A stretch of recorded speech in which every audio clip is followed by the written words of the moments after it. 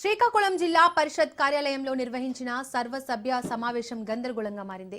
అధికార పార్టీ నాయకులు, ప్రతిపక్ష పార్టీ నాయకుల మధ్య మాటల యుద్ధం సాగింది. పెండింగ్ పనుల బిల్లులు పూర్తి కాలేదని సభ్యులు ఆందోళన వ్యక్తం చేశారు. స్థానిక ఎమ్మెల్యేలు ఈ విషయంపై పూర్తిగా పట్టించుకోవడం లేదని వైసీపీ నేతలు ఆరోపించగా అధికార పార్టీ నాయకులు తీవ్రంగా స్పందించారు. దీంతో సభ గందరగోళంగా మారింది.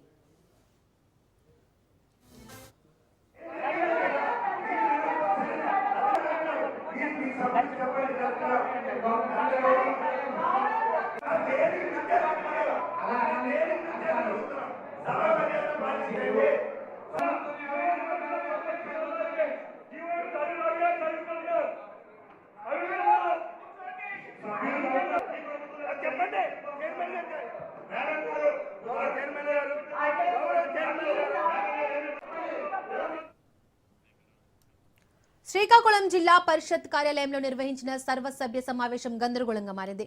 అధికార పార్టీ నాయకులు, ప్రతిపక్ష పార్టీ నాయకుల మధ్య మాటల యుద్ధం సాగింది.